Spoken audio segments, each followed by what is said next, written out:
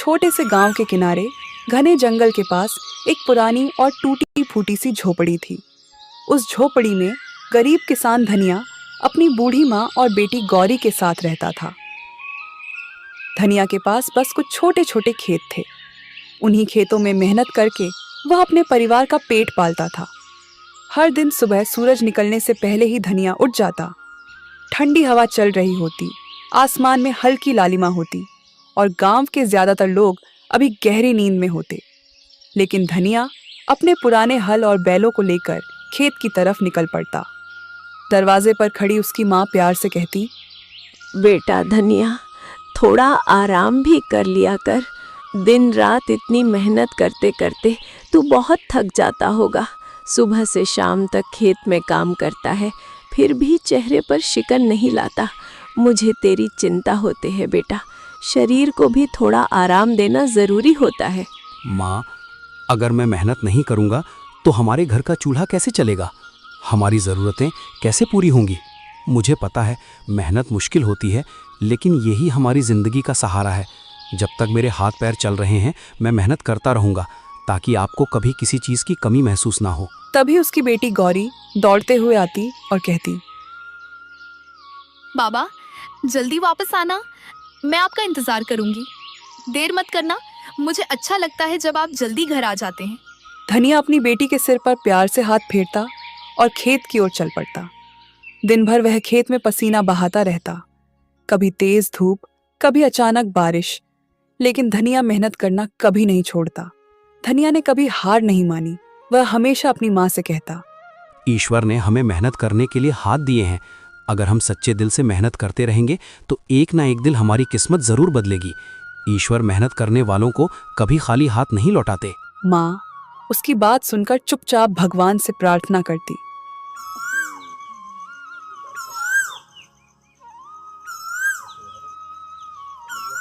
बाबा, आज मैं जंगल के किनारे से कुछ लकड़ियां लेकर आई हूँ, ताकि घर के काम में थोड़ी मदद हो सके। अकेली गई थी? बेटा, जंगल के किनारे अकेले जाना ठीक नहीं होता, वहाँ खतरा भी हो सकता है। हाँ बाबा, मैं अकेली ही गई थी। थोड़ा डर तो लगा था, लेकिन मैंने हिम्मत रखी। आप ही तो कहते हो कि डर के आगे हिम्मत रखनी चाहिए, इसलिए मैं बहादुर बनकर गई। धनिया थोड़ा चिंतित हो गया, क्योंकि गांव के लोग कहते थे कि जंगल के अंदर एक पुरानी गुफा है, जहां रात के समय अजीब अजीब आवाजें आती हैं। गांव वाले उस गुफा के पास जाने से डरते थे। बेटी, जंगल के अंदर ज्यादा मत जाना, वहाँ एक रहस्यमयी गुफा है। लोग कहते हैं वहाँ कुछ अजीब होता है, इसलिए उससे दूर ही रहना। धनिया भले ही गरीब था, लेकिन उसकी मेहनत और ईमानदारी पूरे इलाके में मशहूर थी। उसके छोटे छोटे खेतों में उगने वाली सब्जियां और अनाज हमेशा बहुत अच्छे होते थे। मिट्टी भी जैसे उसकी मेहनत को पहचानती थी। वह अपनी फसल में कभी कोई मिलावट नहीं करता था, ना कोई दवा जरूरत से ज्यादा डालता, ना ही लालच में आकर अनाज में कुछ मिलाता। यही कारण था कि जब भी धनिया अपनी फसल लेकर बाजार जाता तो उसकी सब्जियां और अनाज पलक झपकते ही बिक जाते। अगर सच में शुद्ध और अच्छा अनाज चाहिए तो धनिया से ही लेना। उसका अनाज हमेशा साफ सुथरा और बढ़िया होता है, इसलिए गांव के लोग उसी पर भरोसा करते हैं। लेकिन धनिया कभी इसका फायदा उठाकर ज्यादा पैसे नहीं मांगता था। मेहनत का सही दाम मिल जाए वही मेरे लिए बहुत बड़ी बात है। मैं ज़्यादा दौलत या बड़ी बड़ी चीज़ों की चाह नहीं रखता। बस इतना चाहता हूँ कि दिन भर की मेहनत के बाद जो अनाज मैं उगाता हूँ उसका सही मूल्य मिल जाए। अगर मेरी मेहनत से मेरे घर का चूल्हा जल जाए और मेरे परिवार का पेट भर जाए तो मुझे लगता है कि मेरी मेहनत सफल हो गई। मेरे लिए सच्ची खुशी और सुकून इसी में है कि इंसान ईमानदारी से मेहनत करे और उसी मेहनत की कमाई से अपना जीवन चलाए। इसी वजह से गरीब लोग भी अक्सर उसी से सामान खरीदते थे। लेकिन गांव में एक बहुत बड़ा और अमीर व्यापारी था। उसका नाम था लालाचंद सेठ। लालाचंद सेठ पूरे इलाके में अनाज और सब्जियों का बड़ा व्यापार करता था, लेकिन वह अक्सर मुनाफे के लिए मिलावट भी कर देता था और चीजों को बहुत महंगे दामों में बेचता था। जब लोगों ने धनिया से सामान खरीदना शुरू किया तो सेठ का व्यापार थोड़ा कम होने लगा। यह बात उसे बिल्कुल पसंद नहीं आई।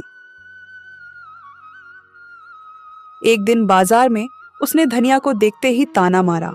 अरे धनिया, तू किसान है या कोई संत? हर बार इतना सस्ता माल बेच देता है, इसलिए लोग तुझे हल्के में लेने लगे हैं। लेकिन याद रख, इस बाजार में असली फैसला मेरा चलता है। अगर तुम मेरे हिसाब से अनाज नहीं बेचेगा तो तेरा माल कोई नहीं खरीदेगा। फिर देखना तेरे घर का चूल्हा कैसे जलेगा। सेठ जी, मैं तो बस इतना चाहता हूँ कि मेरी मेहनत का सही दाम मिल जाए। मैंने दिन भर खेत में मेहनत की है, पसीना बहा है। अगर उस मेहनत का थोड़ा सा भी सही मूल्य मिल जाए तो मेरे लिए वही काफ़ी है। मैं किसी को धोखा देकर या गलत तरीके से पैसा नहीं कमाना चाहता। मेहनत का सही दाम मिल जाए वही मेरे लिए बहुत बड़ी बात है। बहुत बड़ी बड़ी बातें करने लगा है तू। सुन ले धनिया, इस बाजार में वही चलता है जो ताकतवर होता है। अगर तूने मेरी बात नहीं मानी तो मैं ऐसा हाल कर दूंगा कि तेरा अनाज बाजार में कोई नहीं खरीदेगा। फिर तू अपने घर बैठकर यही ईमानदारी की बातें करता रहना। बाजार में खड़े कुछ लोग यह सब सुन रहे थे। धनिया ने बस मुस्कुराकर अपनी फसल बेचनी जारी रखी। वह कभी किसी से झगड़ा नहीं करता था, लेकिन लालाचंद सेठ का गुस्सा दिन प्रतिदिन बढ़ता जा रहा था। कभी वह धनिया को सबके सामने नीचा दिखाने की कोशिश करता, कभी उसे गरीबी का ताना देता। फिर भी धनिया के चेहरे पर कभी शिकायत नहीं आती। शाम को जब वह घर लौटता तो उसकी बेटी गौरी दौड़ कर आ जाती। बाबा, आज बाजार कैसा रहा? क्या आज अनाज अच्छे दाम में बिका या फिर लोगों ने पहले की तरह मोल भाव किया? अच्छा रहा बेटी, भगवान की कृपा से आज लगभग सारा अनाज बिक गया। लोगों ने भरोसे से लिया और मेहनत का ठीक ठाक दाम भी मिल गया। घर में कमाई भले ही कम थी, लेकिन उस छोटे से घर में सुकून और प्यार बहुत था। बूढ़ी माँ, बेटी गौरी और धनिया तीनों साथ बैठकर सादा खाना खाते और बातें करते। बेटा, ईमानदारी से कमाया हुआ थोड़ा सा धन भी बहुत सुख देता है। जब कमाई सच्चाई और मेहनत से होती है तो मन को सुकून मिलता है और इंसान चैन से जी पाता है। माँ, हमें जितना मिला है उसी में खुश रहना चाहिए। लालच करने से कभी सच्ची खुशी नहीं मिलती, लेकिन मेहनत और संतोष से जीवन आसान और सुखी बन जाता है। लेकिन उसे क्या पता था कि लालाचंद सेठ का जलता हुआ दिल अब धीरे धीरे एक खतरनाक योजना बना रहा है। एक ऐसी योजना जो बहुत जल्द धनिया की जिंदगी को पूरी तरह बदलने वाली थी। लालाचंद सेठ की जलन अब इतनी बढ़ चुकी थी कि उसने धनिया को बर्बाद करने की ठान ली। एक रात जब पूरा गांव सो रहा था, सेठ ने अपने आदमियों को चुपके से धनिया के खेत में भेज दिया। उन्होंने खेत में ऐसी दवा डाल दी जिससे पूरी फसल धीरे धीरे खराब होने लगी।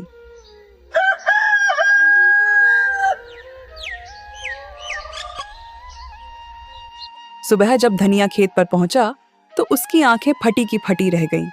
हरी भरी खड़ी फसल पीली पड़ चुकी थी, कई पौधे सूख गए थे। वह घुटनों के बल बैठ गया। हे ईश्वर, ये क्या हो गया? कल तक तो मेरी फसल बिल्कुल हरी भरी थी, हर पौधा लहलहा रहा था। मैंने कितनी मेहनत से इस खेत को सींचा था, दिन रात इसकी देखभाल की थी। फिर अचानक एक ही रात में सब कुछ कैसे बदल गया? मेरी सारी मेहनत, मेरी सारी उम्मीदें क्या सब यूं ही खत्म हो जाएंगी? इतने में गांव के कुछ लोग भी खबर सुनकर वहां आ गए। वे भी खेत की हालत देखकर हैरान रह गए और आपस में बातें करने लगे। ये अचानक कैसे हो गया? कल शाम तक तो ये खेत बिल्कुल ठीक था, फसल भी बहुत अच्छी दिख रही थी।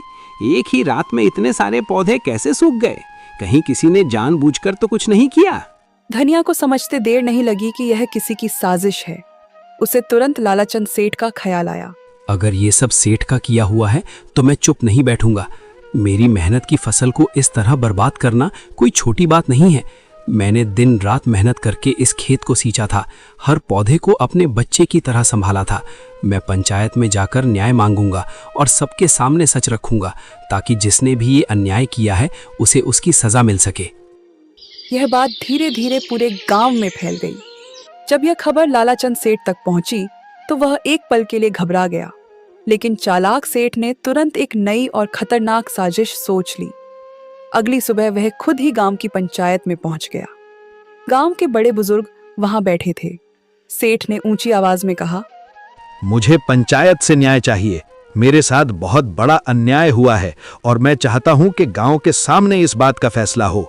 क्या बात है सेठ जी, आप इतने गुस्से और परेशानी में क्यों हैं?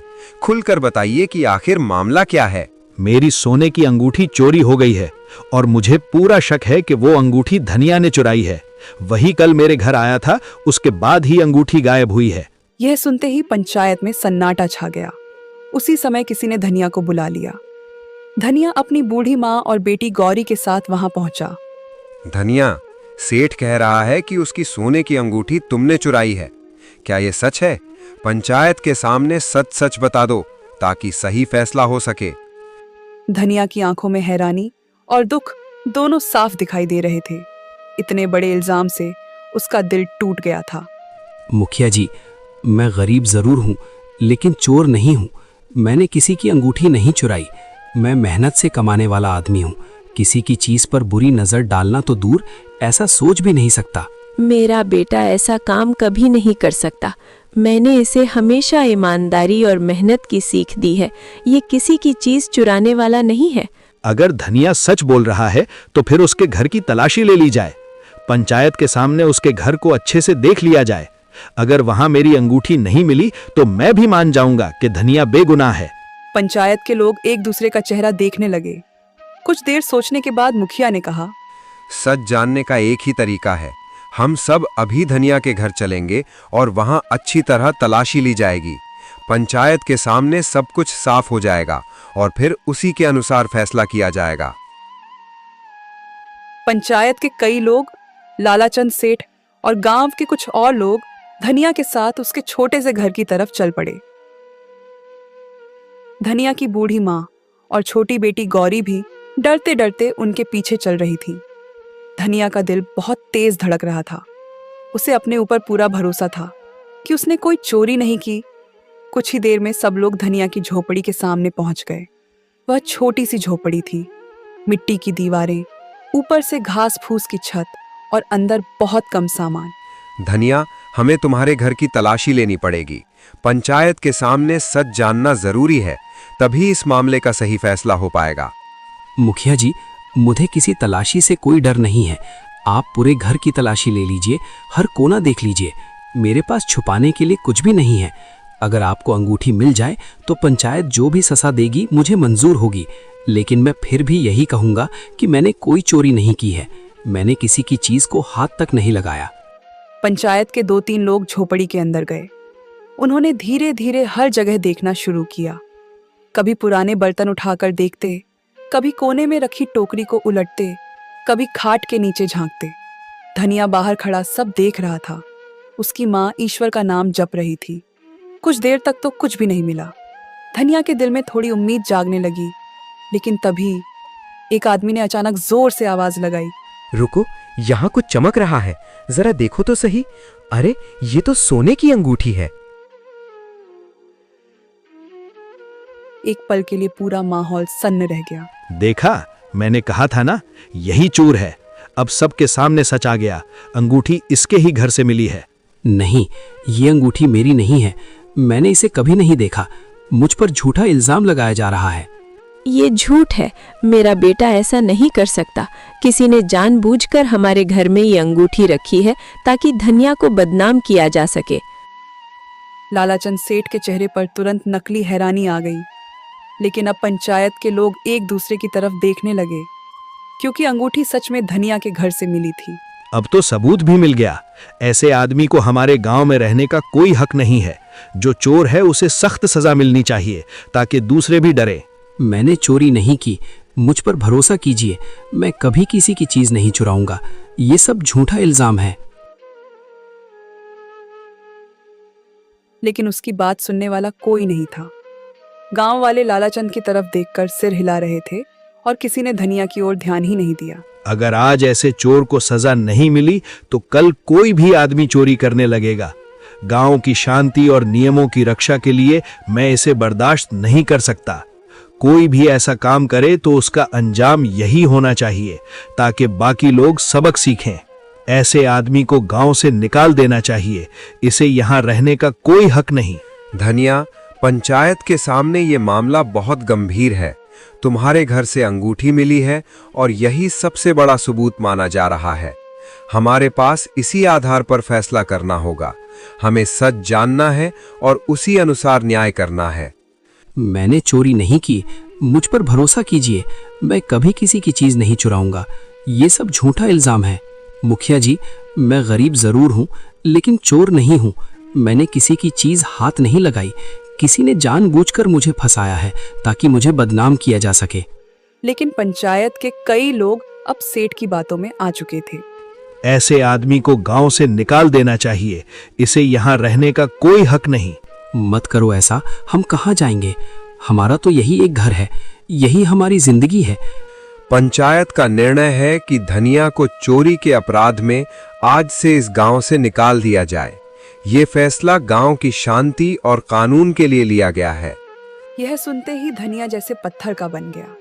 उसकी माँ की आंखों से आंसू बहने लगे। गौरी रोने लगी। धनिया, तुम्हें आज ही इस गांव को छोड़ना होगा। अब से इस गांव में तुम्हारा कोई हक या अधिकार नहीं रहेगा, ना खेतों पर, ना पानी के स्रोतों पर, ना किसी भी गांव की किसी सुविधा पर। यह कठिन निर्णय है, लेकिन पंचायत के आदेश के मुताबिक इसे मानना ही पड़ेगा।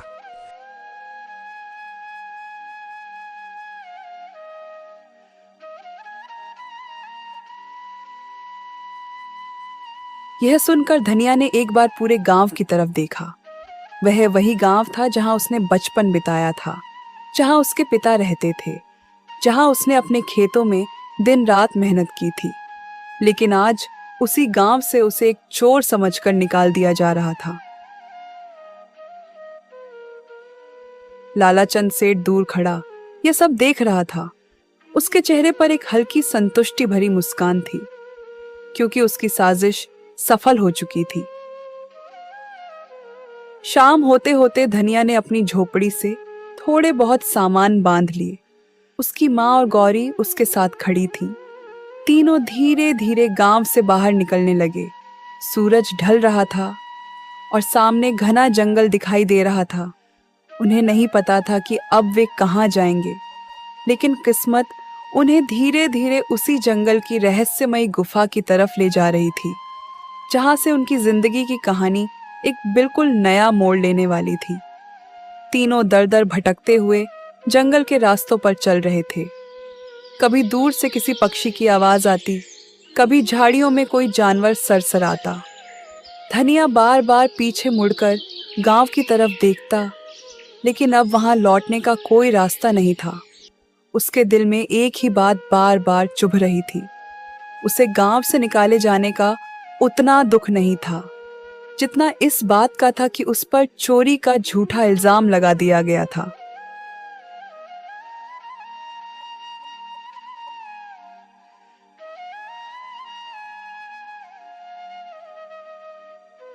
माँ, गौरी, हम कहाँ जाएंगे? हे ईश्वर, मैंने कभी किसी का बुरा नहीं किया, किसी का अधिकार नहीं छीना, किसी को दुख नहीं दिया।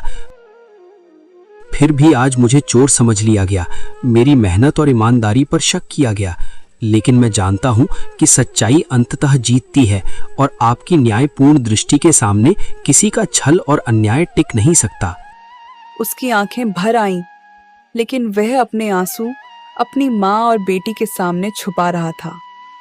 तभी गौरी ने धीरे से कहा, बाबा, मुझे याद है जब मैं जंगल से लकड़ियां लेने आती थी तो रास्ते में एक बहुत बड़ा पेड़ है। उसका तना इतना चौड़ा है कि उसके नीचे हम लोग आराम से रात बिता सकते हैं। वहाँ थोड़ा सा खुला मैदान भी है। सच कह रही हो बेटी? इतना बड़ा पेड़ है कि हम सब वहाँ आराम से रात बिता सकते हैं? हाँ बाबा, वहाँ जमीन भी साफ है और सुरक्षित लगती है। अगर आप चाहें तो हम आज की रात वहीं रुक सकते हैं। मैं आपको रास्ता दिखा दूंगी। धनिया ने अपनी माँ की तरफ देखा। बूढ़ी माँ बहुत थक चुकी थी। बेटा, अगर सच में ऐसा बड़ा और सुरक्षित पेड़ है तो वहीं चलकर थोड़ा आराम कर लेते हैं। रास्ते में थकान भी कम होगी और हम सब एक साथ ठहरकर रात गुजार सकते हैं। तीनों उसी दिशा में चल पड़े। कुछ देर बाद सच में उन्हें एक बहुत बड़ा और पुराना पेड़ दिखाई दिया। उसकी मोटी जड़ें जमीन से बाहर निकली हुई थीं और उसकी शाखाएं चारों तरफ फैली हुई थीं। पेड़ इतना बड़ा था कि उसके नीचे काफी जगह खाली थी। धनिया ने चारों तरफ देखा।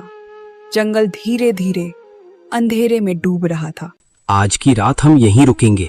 यहाँ ठहरना सुरक्षित रहेगा। इतनी रात में? पास में कुछ फल वाले पेड़ हैं, मैं दादी के लिए ताजा और मीठे फल लेकर आती हूँ। जल्दी आ जाऊंगी बाबा। धनिया कुछ कह पाता उससे पहले ही गौरी पास की झाड़ियों की तरफ चली गई। थोड़ी देर बाद वह वापस लौटी। उसके हाथों में कुछ जंगली फल थे। उसने वे फल अपनी दादी के हाथ में रख दी। बेटी, तू खुद खा ले, मुझे कोई फर्क नहीं पड़ेगा।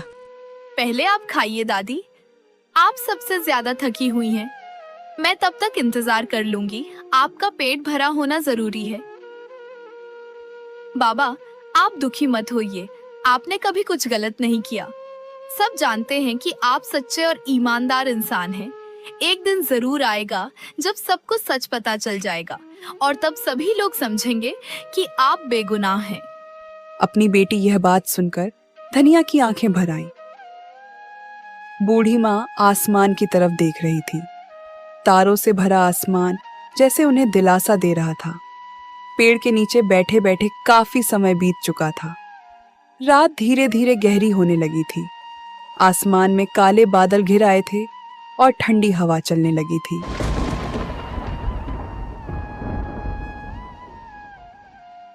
अचानक बिजली चमकी और कुछ ही पलों बाद तेज बारिश शुरू हो गई।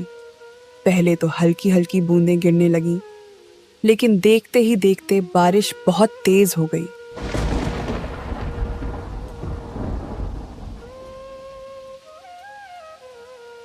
पेड़ की घनी शाखाएं कुछ देर तक उन्हें बचाती रहीं, लेकिन जल्द ही पानी की बूंदें नीचे तक आने लगीं।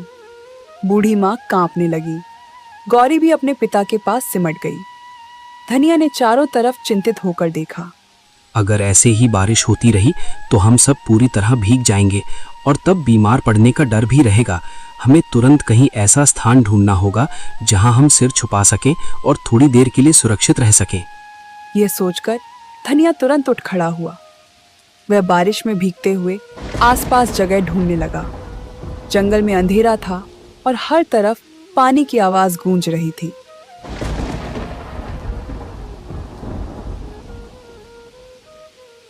कुछ देर तक इधर उधर देखने के बाद अचानक उसकी नजर थोड़ी दूर पहाड़ी के पास बने एक अंधेरे से मुंह पर पड़ी।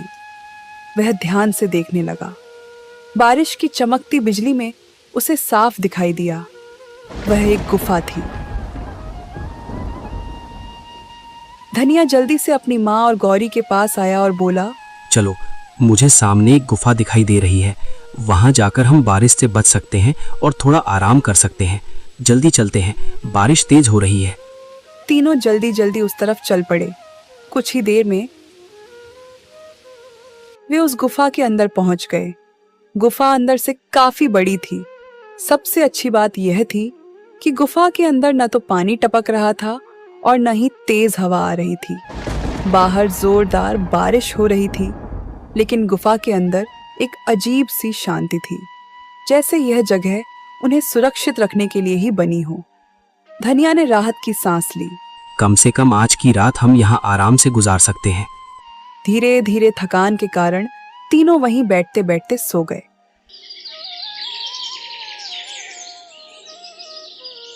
सुबह जब धनिया की आंख खुली तो बारिश रुक चुकी थी।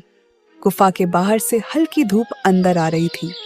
पक्षियों की चहचहाहट फिर से जंगल में सुनाई देने लगी थी। धनिया उठकर बाहर गया और चारों तरफ देखा। जंगल हरियाली से चमक रहा था। वह कुछ देर चुप खड़ा रहा और सोचने लगा। फिर वह गुफा के अंदर वापस आया। उसकी माँ और गौरी भी अब जाग चुकी थीं। जब तक हमें रहने के लिए कोई और जगह नहीं मिल जाती, हम इसी गुफा में रहेंगे। बूढ़ी माँ ने सहमति में सिर हिलाया। गौरी भी खुश हो गई। बाबा, यह जगह तो अच्छी है। यहाँ हमें बारिश और हवा से भी डर नहीं लगेगा।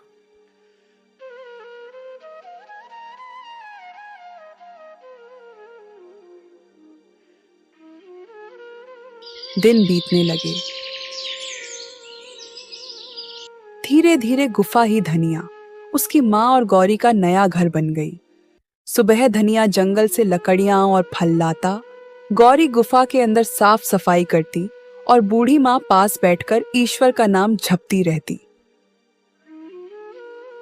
गरीबी अभी भी थी, लेकिन तीनों एक दूसरे के साथ होने से संतुष्ट थे।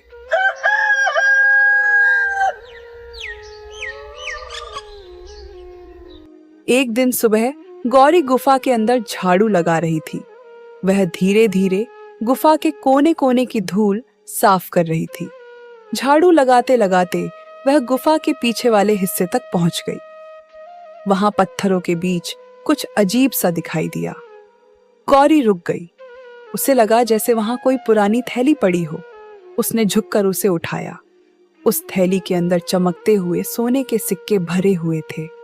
गौरी घबराकर जोर से चिल्लाई, बाबा, बाबा जल्दी आइए।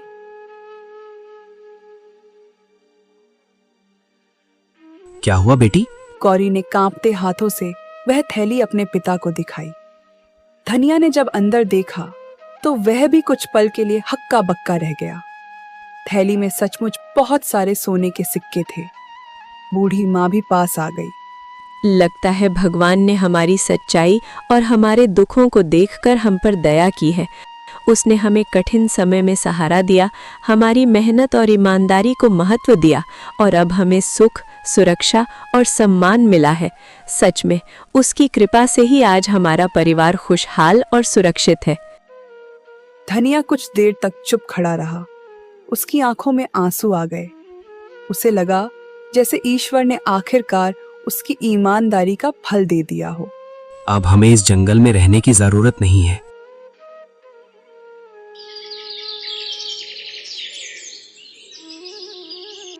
कुछ ही दिनों में धनिया ने उन सिक्कों में से थोड़ा सा इस्तेमाल करके पास के एक दूसरे गांव में छोटा सा घर खरीद लिया।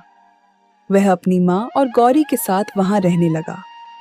धीरे धीरे उसने फिर से छोटा सा खेत भी ले लिया और मेहनत करने लगा। अब उनकी जिंदगी पहले से कहीं बेहतर हो गई थी। घर में खुशहाली लौट आई थी। बूढ़ी माँ अक्सर ईश्वर को धन्यवाद देती।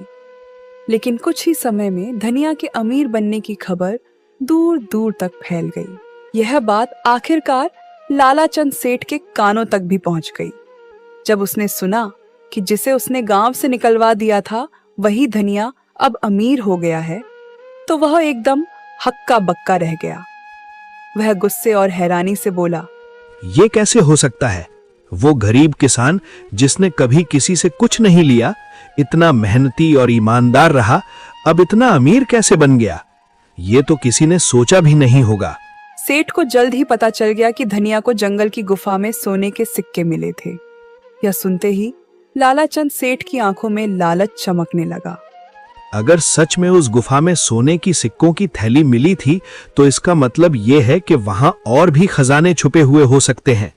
शायद वो गुफा किसी पुराने राजाओं या अमीर व्यक्तियों का खजाना रही हो। अगर मैं जल्दी ही वहां पहुंचूं और सारी चीजें खोज लूं तो मैं भी अमीर बन सकता हूं। हाँ, यही मौका है जो कभी दोबारा नहीं मिलेगा। इस बार मैं किसी को रोकने नहीं दूंगा और खुद ही सब कुछ अपने नाम कर लूंगा। लालच से भरा हुआ सेठ उसी समय जंगल की तरफ निकल पड़ा। वह जल्दी जल्दी उस गुफा के पास पहुंचा जहां कभी धनिया रहा करता था। गुफा अब शांत और खाली थी।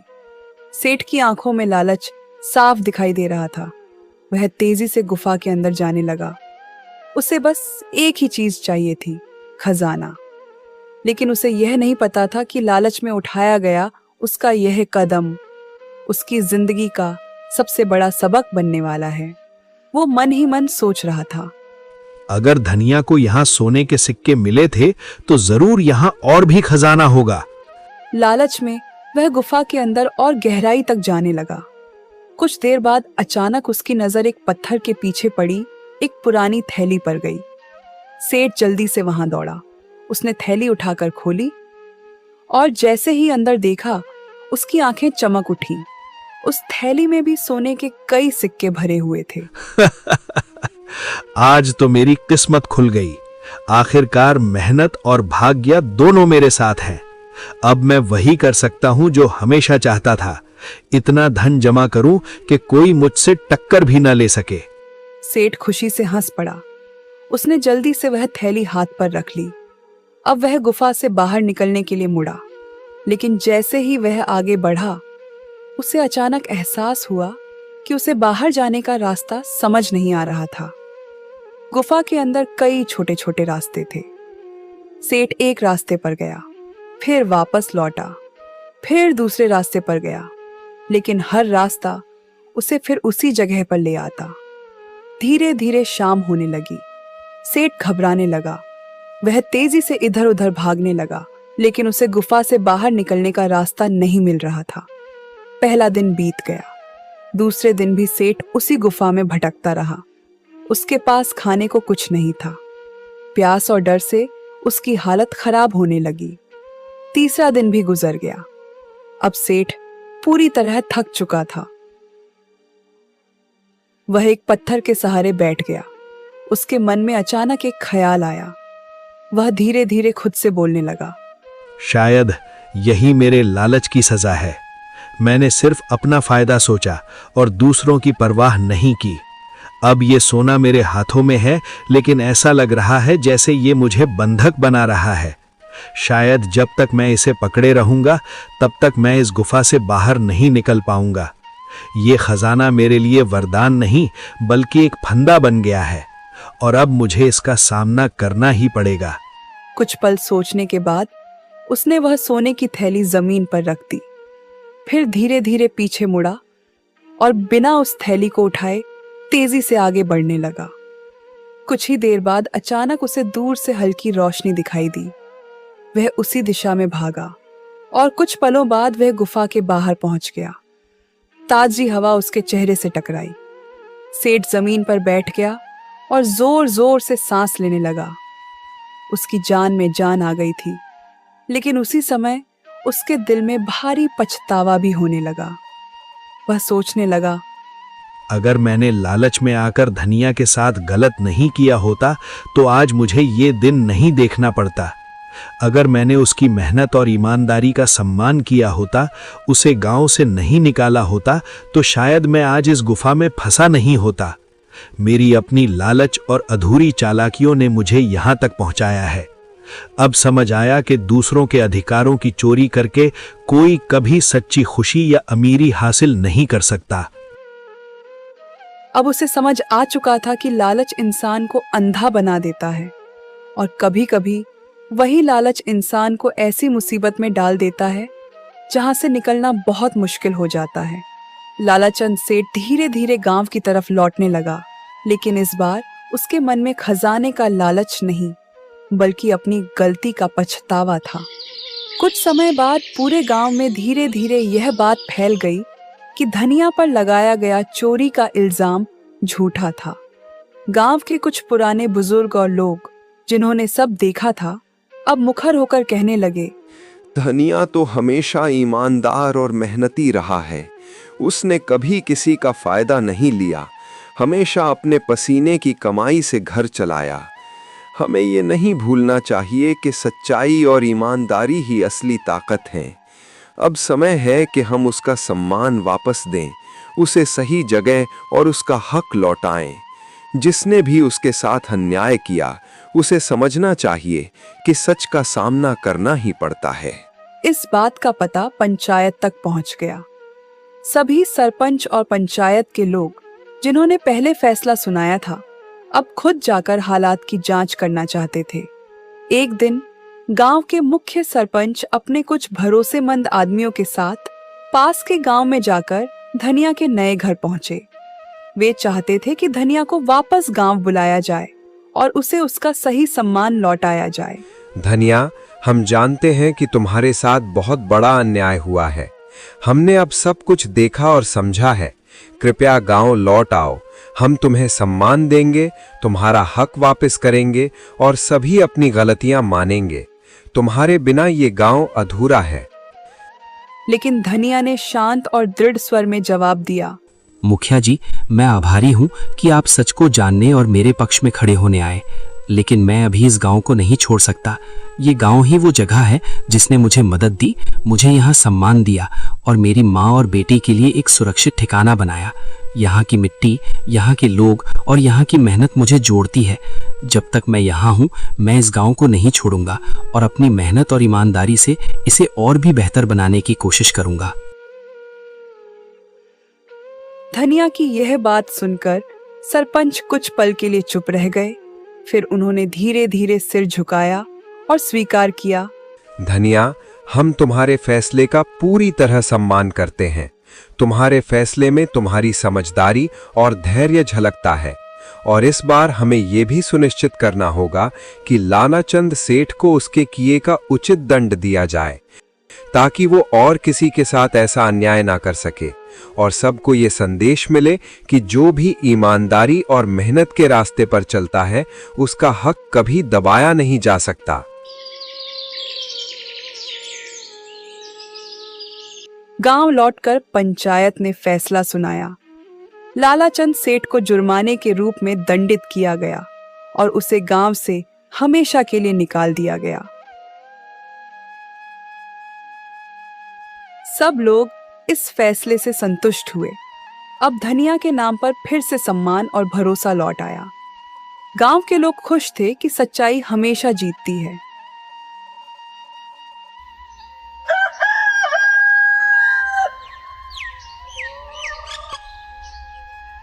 धनिया की माँ और गौरी भी अपने बेटे और पिता के गौरव से खुश थीं।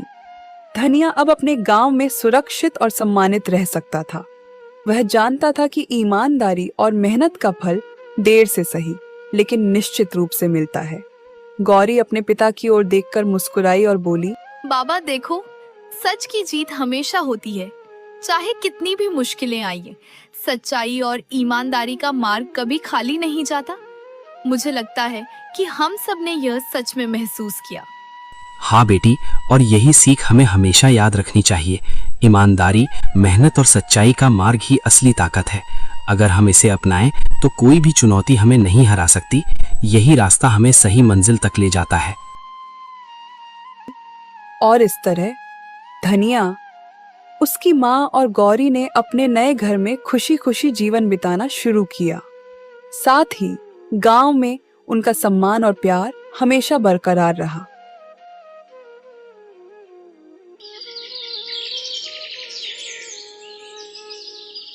धनिया, उसकी माँ और गौरी अब अपने छोटे से घर में सुरक्षित और खुशहाल जीवन बिता रहे थे। घर में चारों तरफ हल्की धूप और हरियाली की खुशबू थी। बाबा देखो, अब हमारे पास अपना घर है और हम पूरी तरह सुरक्षित हैं। मैं बहुत खुश हूँ कि हम सब साथ हैं और अब डर नहीं लगता। हाँ बेटी, ये सब तुम्हारी हिम्मत, समझदारी और सच्चाई की वजह से संभव हुआ। हमारा घर अब सिर्फ ईंट पत्थर का नहीं रह गया है। ये प्यार, विश्वास और ईमानदारी का घर बन गया है। यहाँ हर कोना हमारी मेहनत और अच्छाई की गवाही देता है। बेटा, तुमने हमेशा मेहनत और ईमानदारी को चुना। आज यही हमें सबसे बड़ी खुशियां दे रही हैं। तुम्हारे कारण हमारा परिवार सुरक्षित और खुशहाल है। गौरी, याद रखना, किसी भी मुश्किल में डरना नहीं, हमेशा सच का साथ देना और नेक दिल रहना, यही हमें सही रास्ता दिखाता है और हर संकट में हमारी मदद करता है। हाँ बाबा, मैं हमेशा सच और ईमानदारी का मार्ग चुनूंगी। हम सब मिलकर इस घर को खुशियों, प्यार और सुरक्षा का घर बनाए रखेंगे। आज हमारे घर में सिर्फ सुख और प्यार है। अब हम कभी किसी झूठ, लालच या डर से परेशान नहीं होंगे। हमारी मेहनत, सच्चाई और हिम्मत हमें हमेशा मजबूत बनाए रखेगी। घर के चारों कोनों में खुशियों की गूंज थी। खिड़कियों से हल्की हवा आती और पक्षियों की चहचहाहट घर में संगीत की तरह गूंजती। गौरी अपने पिता के पास बैठकर मुस्कुरा रही थी। धनिया अपने खेत और घर की ओर देखकर संतोष महसूस कर रहा था और उसकी माँ दोनों के बीच बैठकर शांत और गर्वित थी। अब उनके जीवन में सच्चाई, मेहनत और ईमानदारी का फल हर रोज दिखाई देता था और यह घर हमेशा खुशियों और प्यार से भरा रहता। धनिया ने साबित कर दिया कि सच्चाई और ईमानदारी कभी हारती नहीं। समय चाहे जितना कठिन क्यों ना हो, अंत में जीत हमेशा सच की ही होती है। आपको ये कहानी कैसी लगी कमेंट करके बताइए। धनिया के नाम 2 प्यारी से लाइंस जरूर लिखें।